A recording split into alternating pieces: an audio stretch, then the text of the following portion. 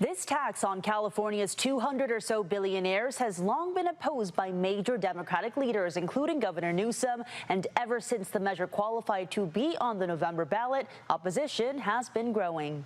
Our healthcare system is literally on the verge of collapse. Dave Reagan leads the healthcare union SEIU-UHW, which is backing Proposition 40, a one-time 5% tax on California's roughly 200 billionaires. The tax would apply to net worth, not income, for billionaires who lived in California as of January 1st of this year. Supporters say it could raise $100 billion to help offset federal healthcare funding cuts, with 90% going to healthcare and 10% to education. This is a common sense proposal. Nobody is offering another solution. But the political fight is brewing. The Yes on Prop 40 campaign has raised at least $30 million per state campaign finance records and is backed by national Democrats, Senator Bernie Sanders and Congressman Ro Khanna. The No on Prop 40 side has at least 4 opposition campaigns. Stop the Squeeze is led by Gavin Newsom, who has remained adamantly opposed to the wealth tax and has raised $400,000 according to finance filings. Another, Golden State Promise, has raised $10 million,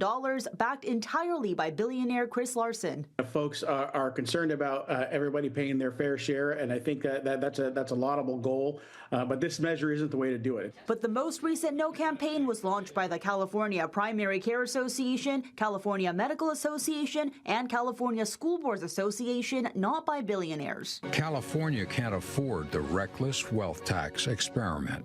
Opponents say it's not a long-term fix and could drive billionaires out of California, costing the state income tax revenue used for education, healthcare, prisons, and other services, according to the nonpartisan Legislative Analyst's Office. This is a poorly written measure. It benefits only one specific group at the expense of everybody else. But the proponents counter. The people with that critique have no solution. Reagan also cites new internal polling, which shows of the surveyed likely 2026 voters, 57% support the tax, 38% say they do not. To which a spokesperson for the Stop the Squeeze opposition campaign says while the tax has initial appeal since it addresses inequality, it would hurt Californians in the long run. Opposition will also appear on the ballot via Propositions 41 and 42, both backed by billionaire and Google co-founder Sergey Brin.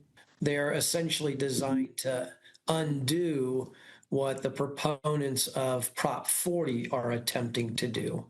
If Proposition 41 and or 42 pass with more votes than Proposition 40 gets, they would essentially undo the wealth tax. Jenny Hutt, News 8.